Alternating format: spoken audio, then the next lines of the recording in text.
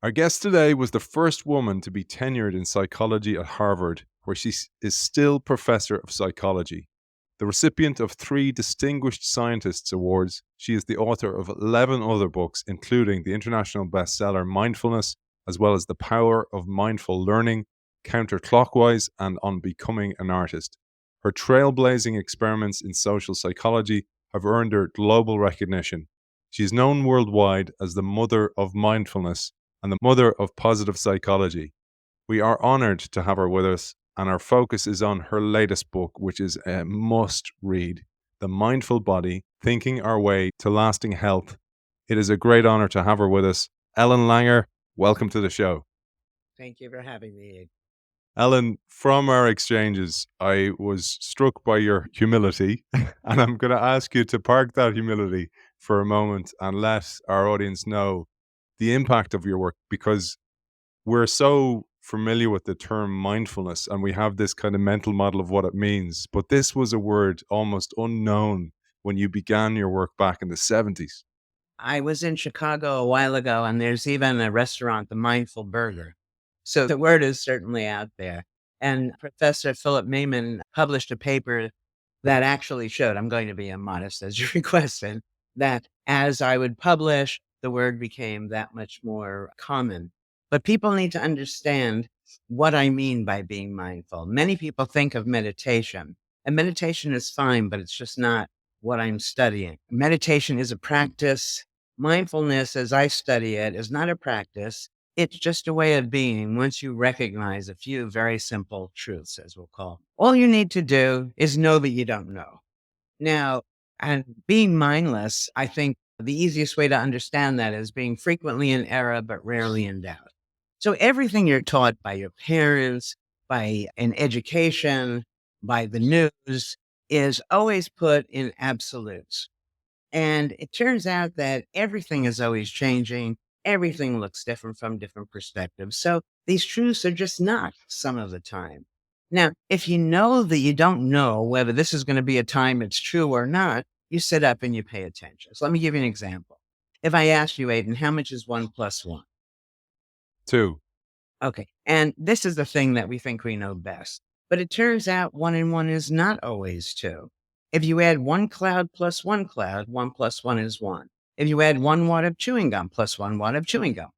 If you add 1 pile of laundry plus 1 pile of laundry, 1 + 1 is 1.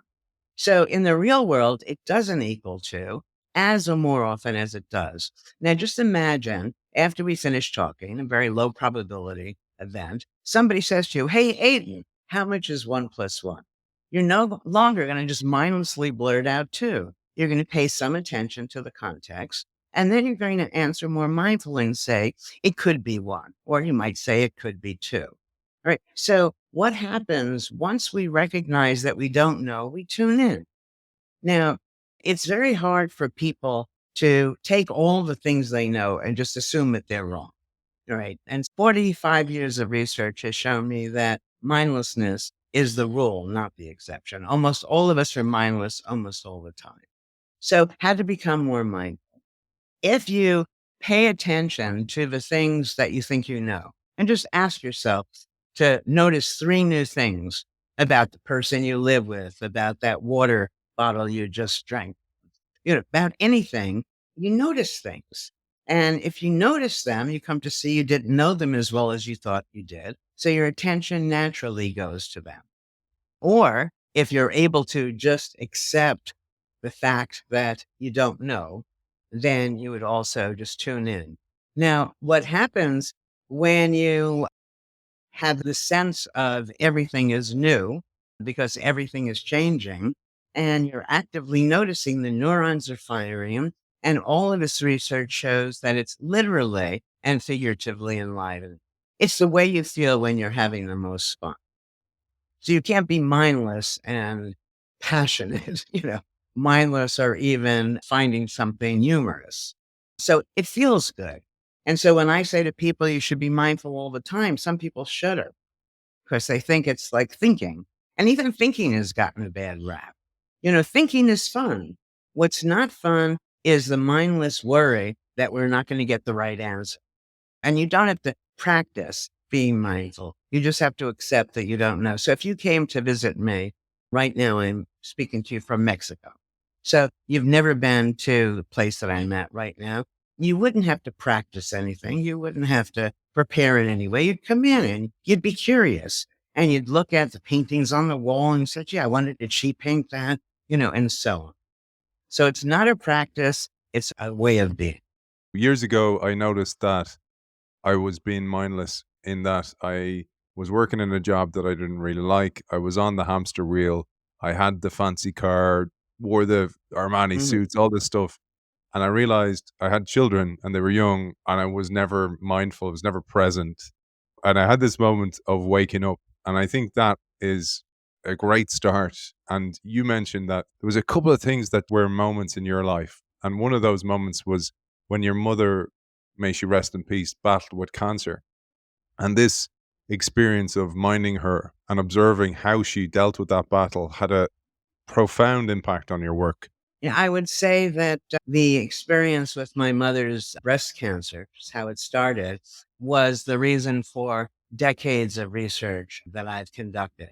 So she had breast cancer. It had metastasized to her pancreas. That's the end game. Then all of a sudden it was gone. How could it be gone? The medical world couldn't explain it. And that was going to be a goal for me to see if I could explain it and then share the information so other people could experience that as well. And this is all part of my mind body unity idea, which is a big part, but not the only part of the mindful body. So, you have a mind, you have a body, supposedly. And the question is, how do you get from this fuzzy thing called the mind to the body? And no one can answer that. And I thought about it. I thought, well, this is silly. These are just words. And if we put the mind and body back together, it's one thing. Then wherever we're putting the mind, we're also putting the body. Now, that doesn't mean that there's nothing going on physiologically. It just means it's all happening more or less simultaneously, rather than you have a thought and this kicks this and that kicks and that, and so on. So we've done lots of studies showing that this mind body unity is very important to help us be healthy, and happy. And so the very first of these was a study done forever ago called the counterclockwise study. Now, Aidan, this is interesting because you asked me to be immodest. This is an important study. I'm just going to jump in because I think that study, I'm hoping the movie is made. I saw Awakenings, which was about Oliver Sacks, and I know there's a script written about you, about your work, with Jennifer Aniston as proposed person Yeah. to act in that. I hope that movie gets made in the future as well, because this was one of the turning points in this idea of how you think and mind body unity. Right. I love this study. The reason I'm calling it famous is because if you tune into The Simpsons Go to Havana, they discuss the study. So, then you've made it. Anyways, but the idea is very simple. What we did was retrofit a retreat to make it seem as if it was 20 years earlier. And then we had elderly men live there as if they were their younger selves. So they were speaking about past events as if they were just unfolding. And by putting the mind and body back together, which drove the study, now their minds are in an earlier time, and we took measures of their bodies. And what we found in a period of time as short as a week, their vision improved, their hearing improved. Hey, tell me, have you ever heard of an elderly person's hearing or vision improving without medical intervention? So that itself was incredible. Their memory improved, their strength improved, and they looked noticeably younger. Now, truth be told, they didn't look 20 years younger, but still the measures revealed that they looked younger. And so that was the first test of his mind body unity. You recreated that study as well recently. Yes, in Ne- Italy. And it was also done in the Netherlands and South Korea and in England. Those were demonstrations, not studies. But so then we did this next study with chambermaids. This is interesting because chambermaids who are exercising all day long don't see themselves as getting any exercise. They think exercise is what you do after work. And after work, they're just too tired. So all we did was change their mindsets. And we taught them that work is exercise. Making a bed is like working at this machine at the gym, dusting the windows, is like this other machine, and so on. So we have two groups, one who doesn't realize their work is exercise, the other that now believes their work is exercise. The groups were not eating differently, consuming more or less. They weren't working any harder. Again, just that change of mindset. And we found the group that now saw their work as exercise lost weight. There was a change in waist to hip ratio, body mass index, and their blood pressure came down. Interesting, right? I'm not going to go through all the studies. I hope people will be interested enough to read the book. The most recent one is a study on wound healing. So we inflict a wound, not a big wound because we're not sadists, but a little wound. And people are in front of a clock. Unbeknownst to them, the clock is rigged. And for one group, it's going twice as fast as real time. For another group, it's going half as fast as real time. And for the third group, it's real time. And the question is, does clock time, perceived time, have any effect on healing?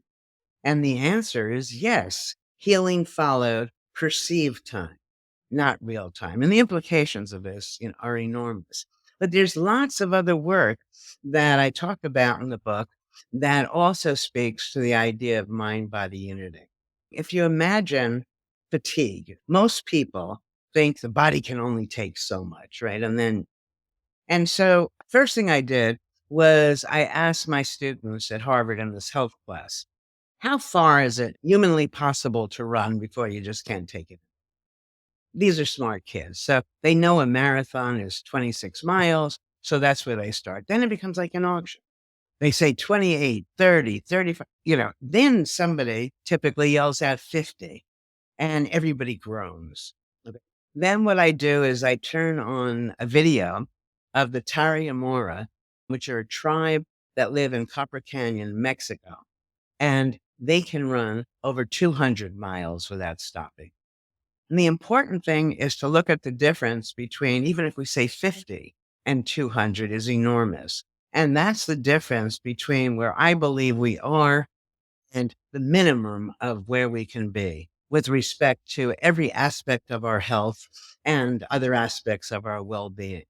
Now, so I was reminded when I was writing the book about a study I had read that Frank Beach had done. I think it was in the 50s. And he took little boy rat and introduced a little girl rat, and they'd copulate until the little boy rat couldn't take him. He was just so fatigued, right? He needed a timeout. Now, what Frank Beach did was for half of the little boy rats, he would immediately introduce a new little girl rat, and he was ready to go. And the point being, as soon as you change the context, you have renewed energy. And the way to understand this, so imagine you're at work and you're word processing, all day long, and your back hurts and your fingers are hurting. And then at the end of work, to relax, you go home and you play the piano. Same activity, but a different context, and you have renewed energy. So we have lots of things like this that speak to mind-body unity, and to say nothing of all of the work on placebos, that you take this pill and it's nothing, right? But you believe it's something. And by taking it, then you heal. Now, what I've been trying to get people to ask themselves that if the pill is nothing, then who's doing the healing? You're doing the healing. We're doing the healing. And my goal is to find a way to allow this to occur more naturally without physicians giving us a make-believe pill. One of the things you said, Ellen, in the book was when you witnessed this with your mother. And I thought this was so powerful to understand this because many of us witness this. A doctor gives you a diagnosis and you don't maybe seek a second opinion. You accept it and you become almost beholden to that diagnosis. But it could Yeah. be wrong because you talk about the importance of the borderline effect. I'm so glad you mentioned that. I don't talk about that enough. And there's so much that I'm excited about in the book, and I can only mention so much. This is fun. Imagine that you and I took an IQ test and you got a 60, you got a 70, which would put you in the normal range, and I got a 69, which would make me cognitively deficient.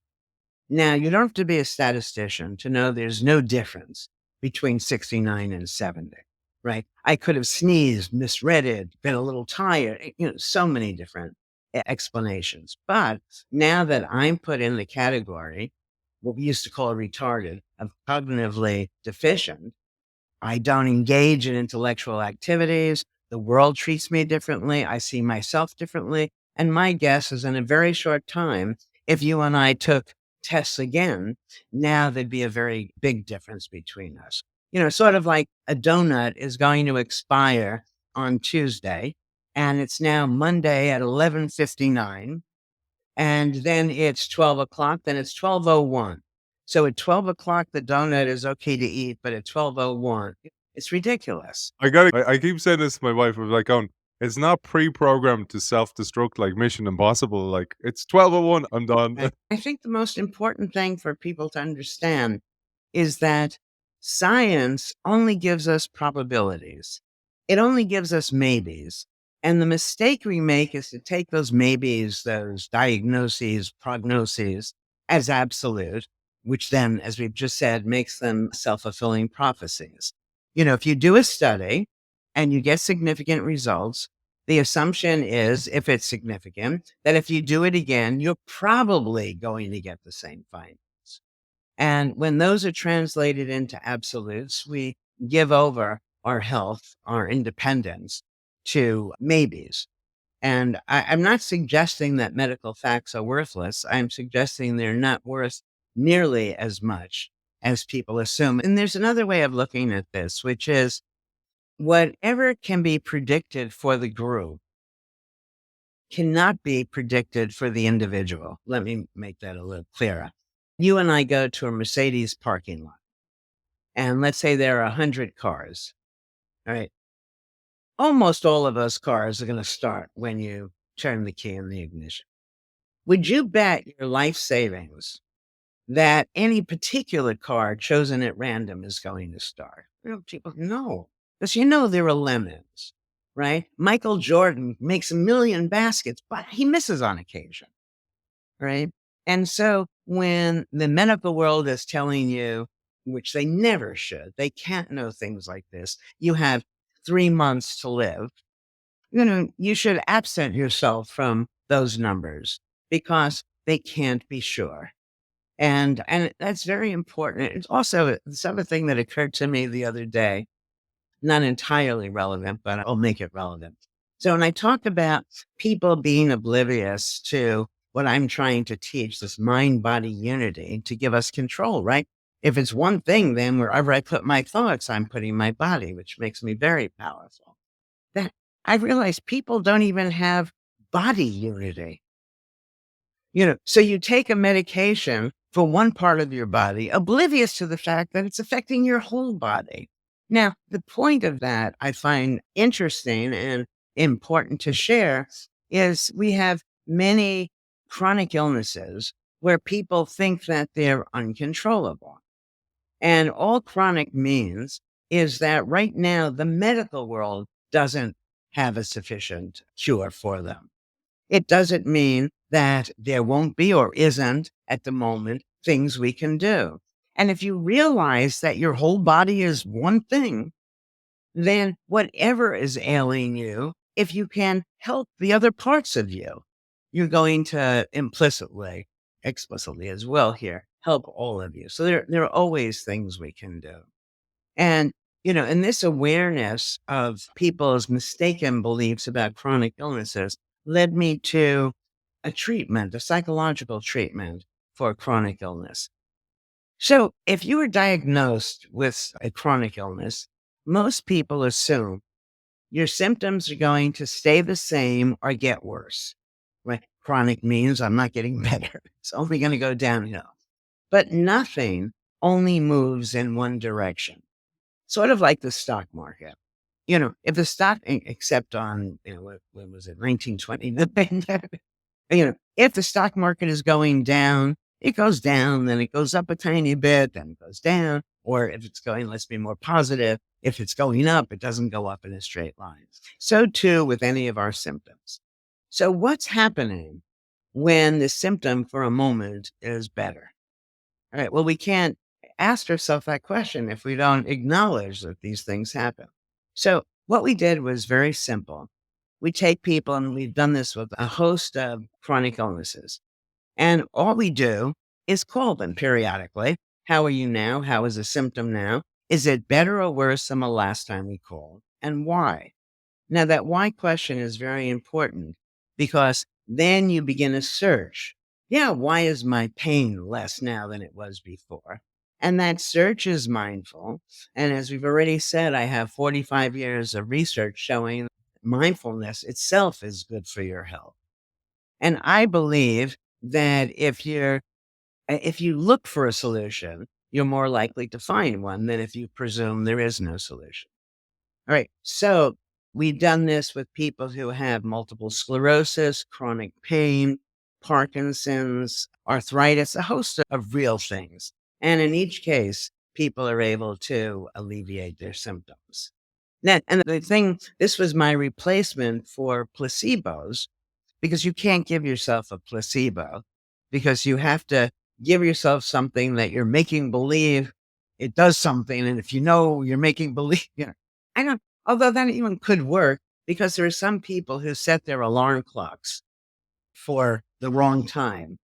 And still they manage often to get to work on time. But be that as it may, this attention to symptom variability can easily be conducted by yourself. You take your smartphone and you set it to ring in an hour. And when it rings in an hour, you ask yourself, well, how is my back pain? Is it better or worse than before? And why? And then you set it for 2 hours and 15 minutes, random times. And you go through this throughout the day, the week. Sometimes it takes longer than that. Now, several things happen when you do this. The first thing, and this is relevant to the research I did when I first became a psychologist, you feel that you have some control over your life. And that feels good, right? The second is that there are going to be times when you see, gee, it doesn't hurt as much. So, gee, that feels good because I thought I'm always, always whatever. We're never always anything. But, so now you wake up to that. When you're looking for, as I said, the why now, why is it better or worse than before? You're being mindful. The neurons are firing, and that's good for your health.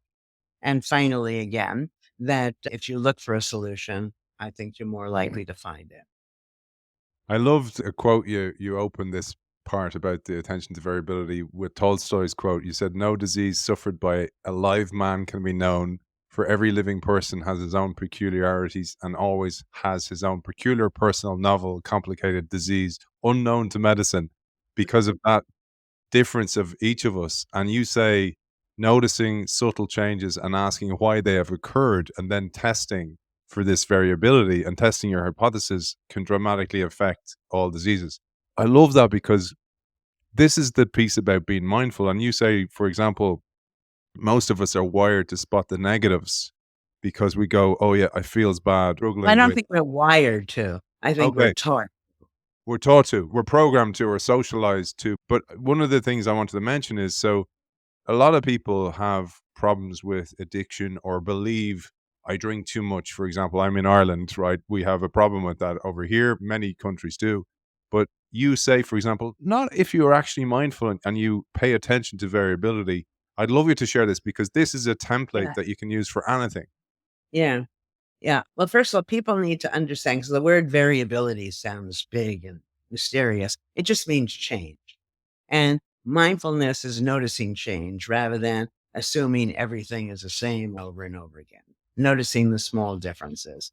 Now, I had suggested for people who want to drink less to create a little diary for themselves, and a 2 by 2, where you want to drink, yes or no, you take a drink, yes or no.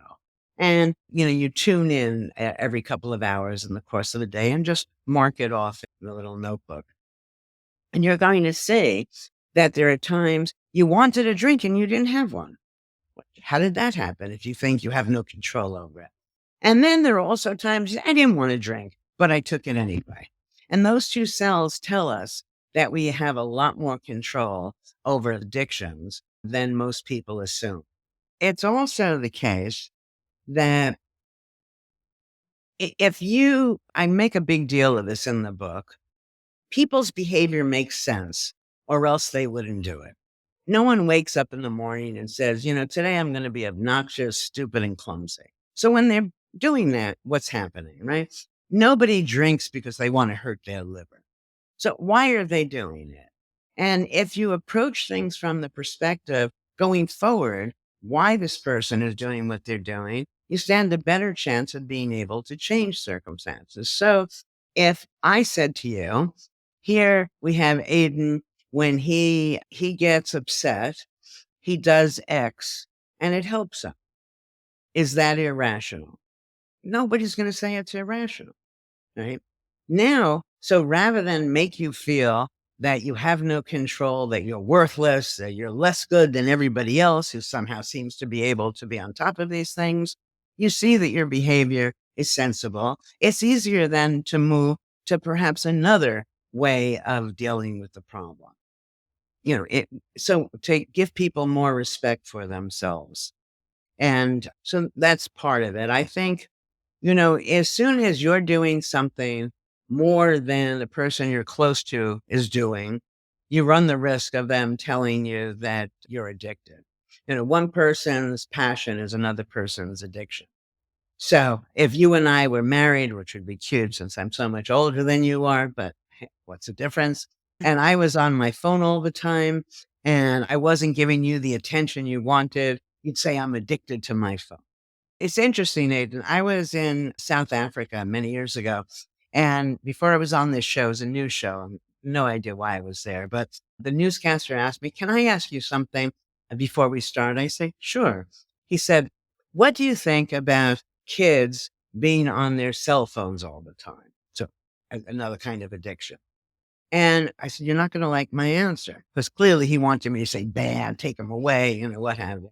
And I said, I believe, I don't have data for this, but I believe that if you present anybody with a caring, nurturing, interesting, exciting in-person conversation, they're going to prefer that to being on the cell phone. And rather than tell the kids to get off their cell phones, I think parents need to up their game. And partners who are accusing you of being a workaholic, a phone addict, whatever else. It's so Um, interesting that because I played professional sport and my wife would go to me, "Oh, well, you were obsessed." And my version of that is that's what it takes to be professional. You have no idea what it's like to be a professional athlete. So therefore you don't know, because my kids are now interested in training. And she's like, mm, I don't want them to be obsessed like you. And I went, I wasn't obsessed at all. This was but you actually are what you had to passionate. do. Exactly, exactly. There's loads of moments when you read this book, and I highly recommend it.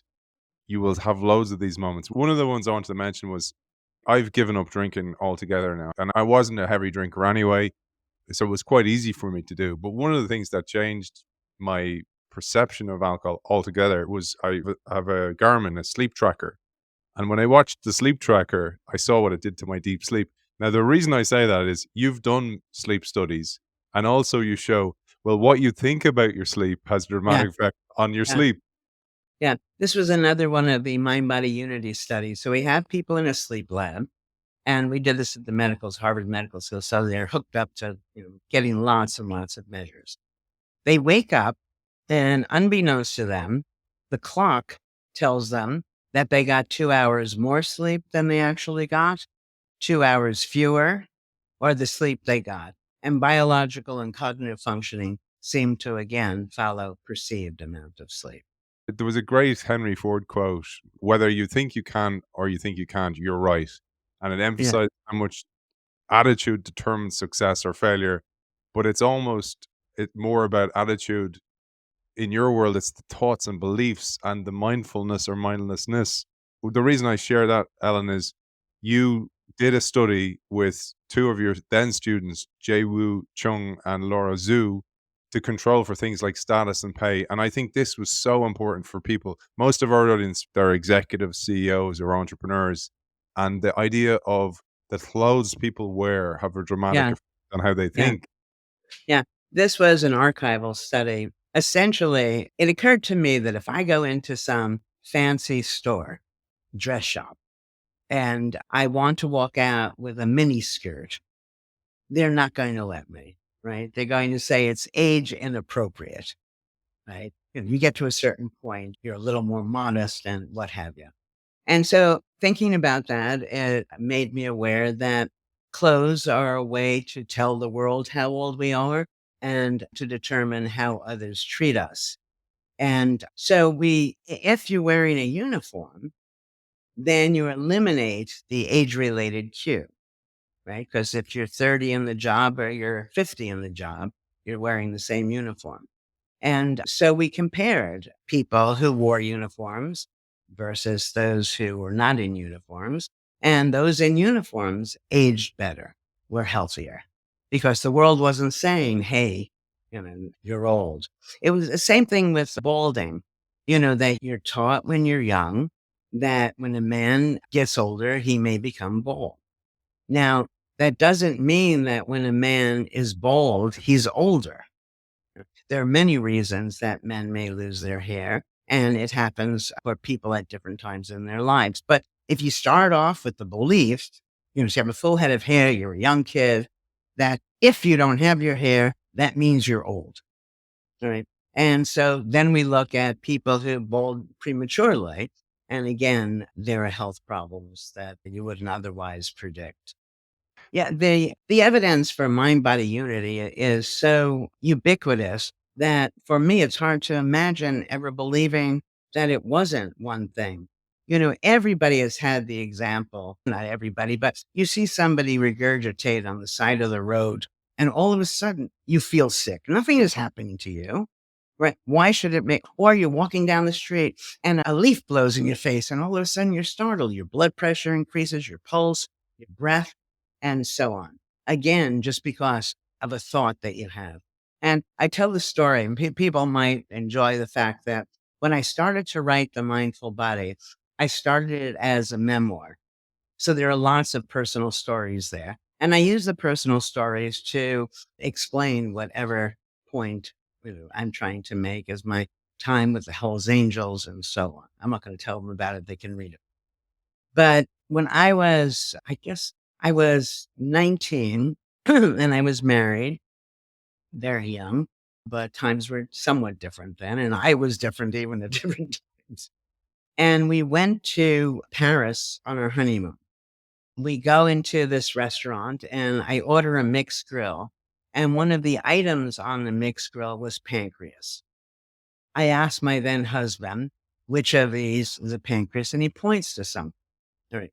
Now you have to understand, I'm 19 going on 30. It feels I'm a woman of the world now. I don't know why. Now it seems so silly. But then I believed I had to eat the pancreas.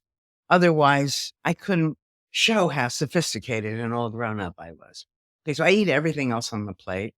Now the moment of truth. Can I eat it? I start eating it and I literally get sick. Meanwhile, he starts laughing. And I say, why are you laughing? He said, because that's chicken. You ate the pancreas a while ago. All right. And so I had experienced very early on that our minds were very crucial in the whole disease process and all aspects of our health. It's so important, Alan, as a parent. So my children, 11 and 14, I use this all the time on them. I use placebos. Like I'll give them, a sugar pill and go, I kept a packet of these from when I was a pro sports player. These heal your leg really quickly. And I'll give them and then I'll ask, how's your leg? And you go, yeah, it feels a bit better. And I go, I told you. Now I'm going to only keep these for when you're injured in the future. And I truly believe in that. Now, the reason I'm saying that is the problem is, again, we've been socialized and trained to not believe in that. That's woo thinking. Your work, time and time again, shows it isn't. And I'm sure you've come into many instances where people have challenged you? Okay, so I have so much to say, Aidan. The first thing is that if you're doing this with your kids, what you want to do as they get better is teach them that it was a nothing, so you did it for yourself, right? Because we don't want people to become dependent on placebos. Now, the second thing that since things I'm saying and write about are so different from common thought, you would think that people come at me. And they may be coming at me and may just be oblivious to it. But, I gave a talk the other day, and unbeknownst to me, there were many physicians in the audience. And I wasn't anti medical, but, what I'm saying is very different from a medical approach. And nobody gave me any flack. And then I spoke to some afterward. And then I realized like they know they don't know. And that's all I'm saying is that if you know the person who's telling you what to do can't know for sure, then maybe you'll do some things on your own. And you can't really argue that. Right. So I'm not saying that the medical world has nothing to offer, but we need to be aware that it wasn't that long ago, a few decades ago, where the medical model believed that thoughts, psychology was irrelevant to health. The only way you were going to get sick was the introduction of an antigen pathogen, right? And then eventually that gave way to the biosocial model where people see stress matters. And I'm just trying to move it to where it really belongs, that the psychology is not, okay, it matters. It's really the whole ball game. And with that means that we can exercise enormous control. One of the things on that you were saying was, firstly, you changed my view on this. So I see advertisements for anti-flu or cold and flu medication to help you through your cold and flu. But actually, the power of the advertisings can be as influential as taking the Yes. tablet itself now. And you did a reverse study of that where you tested people and go, I wonder, can influencing people to think they have a cold give them a cold? Yeah.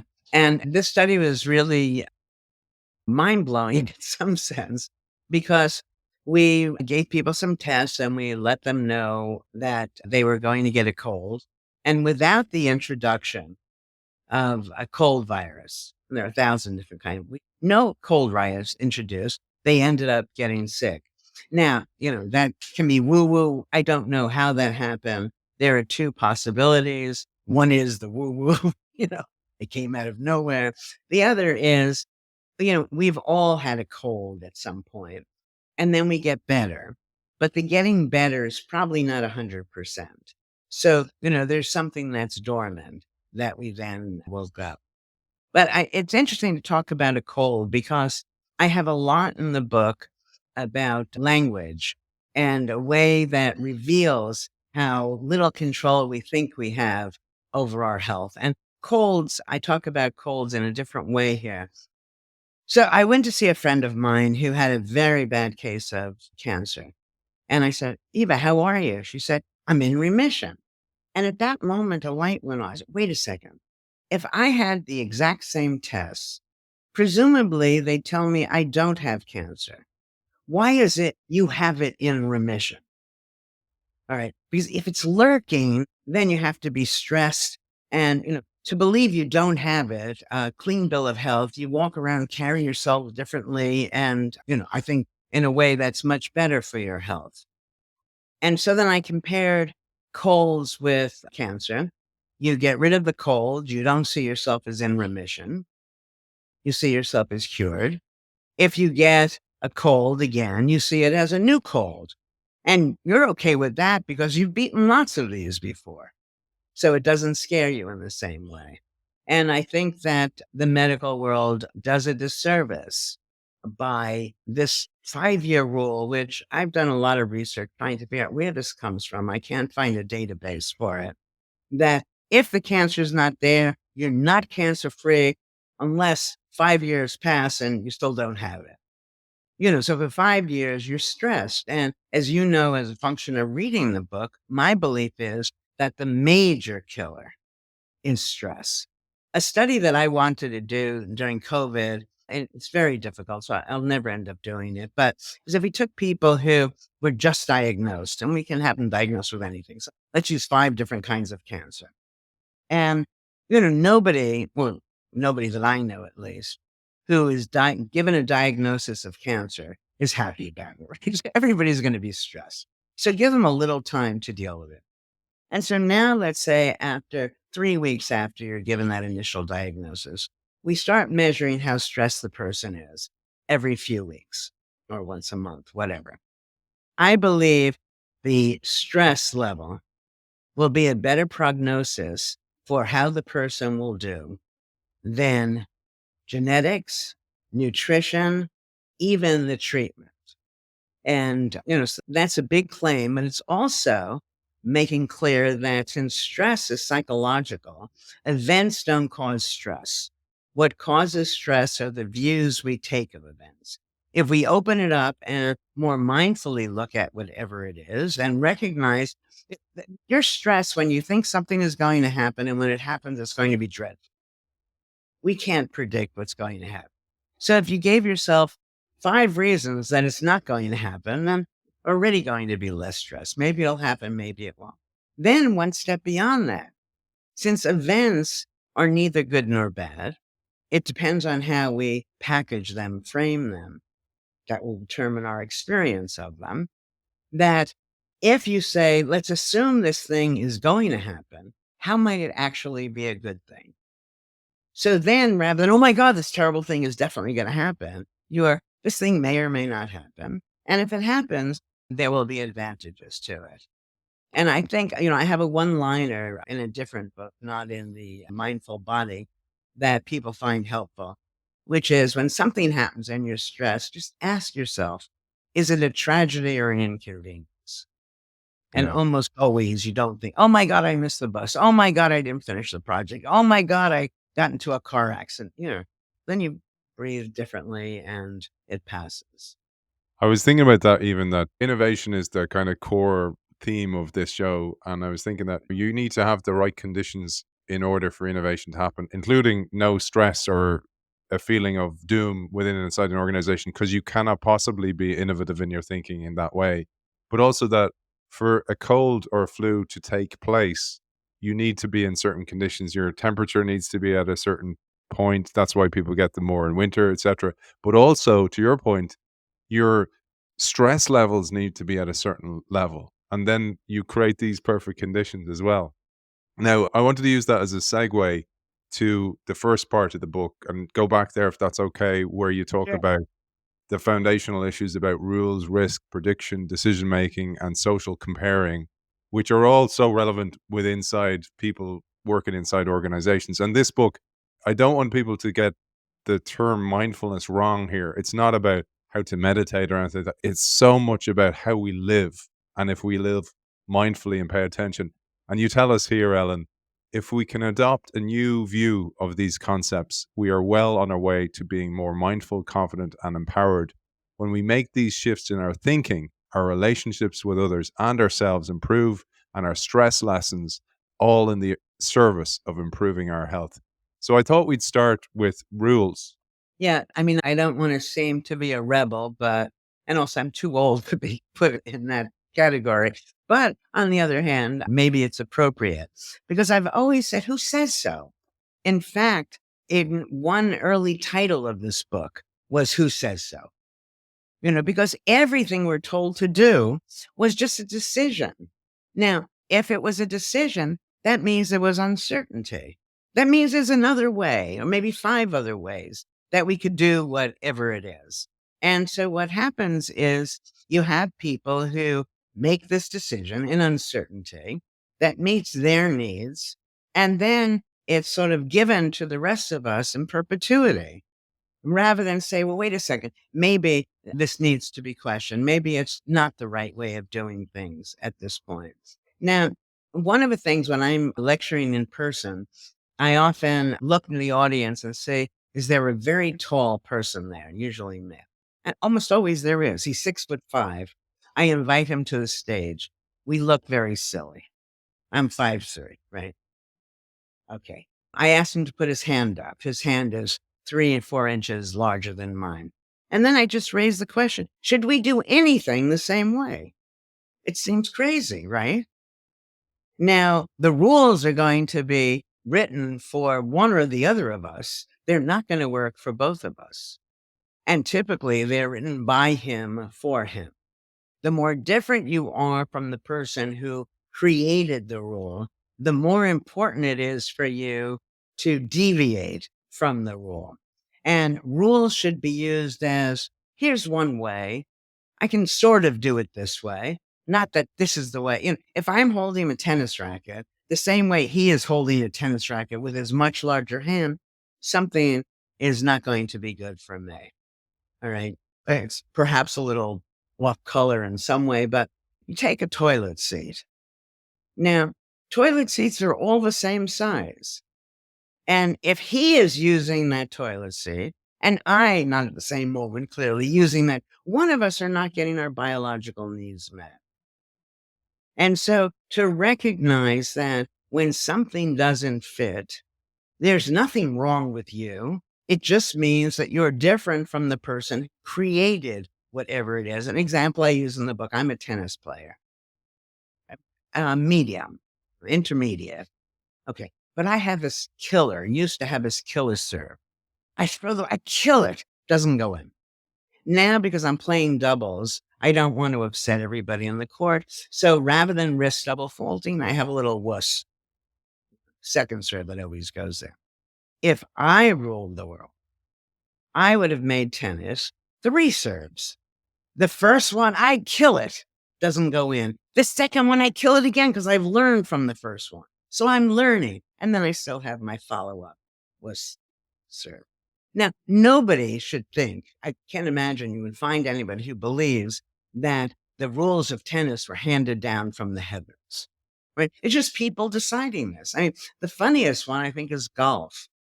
I can't imagine the kind of person, I should maybe read about who developed the game of golf, but who decides hitting a ball 300 yards is equivalent to hitting it a half of an inch. Both can, But so people decide based on what's good for them. If it works for you, fine. If it doesn't, change it. And when we recognize that virtually everything that was given to us was just a decision made by others, we recognize that everything is mutable, that we have control over everything. And it's sad to me that so few people take advantage of this. It's so true for innovation that we oftentimes in organizations, the older the organization, the more of these rules and even the origin of those rules is no longer known. And people follow those rules without questioning Yeah. it. And the world keeps changing. Like you said, like the world's changed, so the rules have to change, but they don't. Right. Well, as far as innovation goes, we've done some research on this. I think it's in another book. Essentially, you do something and it doesn't work. Let's use 3M. Okay. So you know that 3M was trying to create a glue and the glue failed to adhere. And so if you ask yourself, you've just put in all this money to create this product that's a failure. What can you do with it? Now, if you ask yourself, what can you do with a failed glue? It's not going to generate any thoughts, right? Because you've already decided it's glue and failure, has its own problems. But if you bring it down to the level of property and you said to yourself, what could I do with this substance that adheres for a short amount of time? Many ideas would come to mind. And for them, it was the Post-it note, which I think made them far more money and continues to do so than yet one more glue out there. And again, this comes down to framing, the language you Yeah, use. Yeah. exactly. Yeah. So when we talk about language for a minute, that, I have a part of the book, if you remember, where I call it better than better, where people have a problem and psychologists or bosses, coaches and business, what have you, help you go from bad to okay. I said, wait a sec, there's a whole other way of being. And so an example that reveals this to me is a language that we use. So here is a very simple one. You have somebody who's giving up, whether it's an industry or school, what have you. and you get them to try. Okay, well, trying to do something is certainly better than not trying, just assuming you can't do it. But trying has built into it an expectation for failure. You don't try to eat an ice cream cone. You just eat the ice cream. So we have some little studies where we have one group try to do it, another group just told to do it. And the doing group. Now, after I reported this the first time, somebody said, "Oh, Yoda said that." It's okay. So I'm in good company. Langer and Yoda.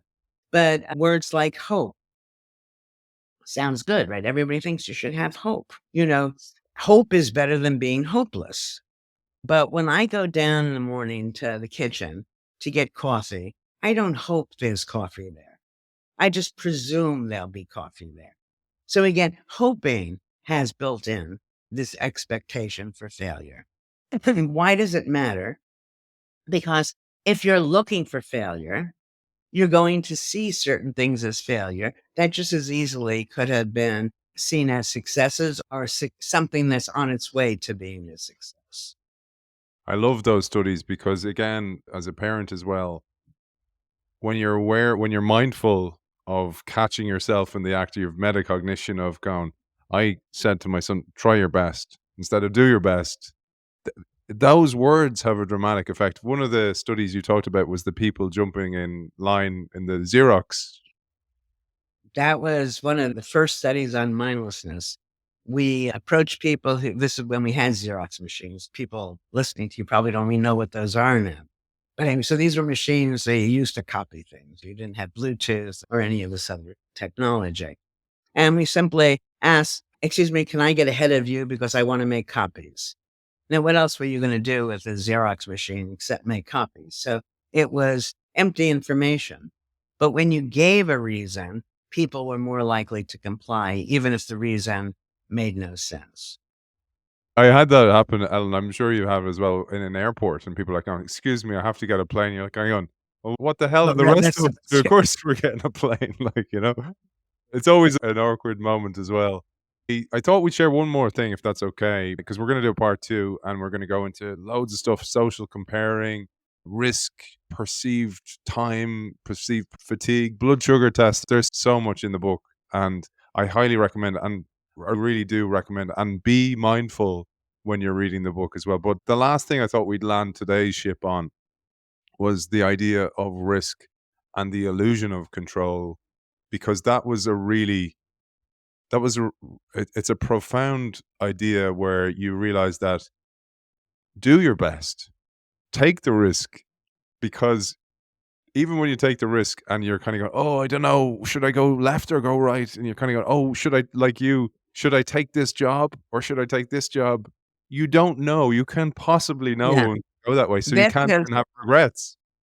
this is a big one that maybe we should save for part Let's two. save it. Let's Uh, save it. Yeah, because let's tee it up because it's so important. Because there's actually, you're right. There's a lot in it. There's decision making. There's risks.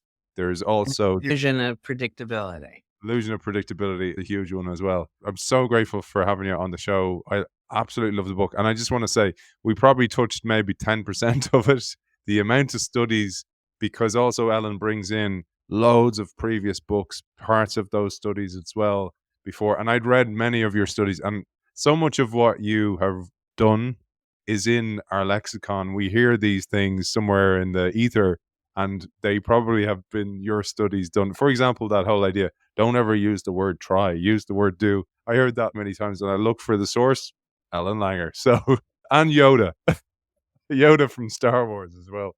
Ellen, for people who want to find you and find out more about your work and your books, where's the best place?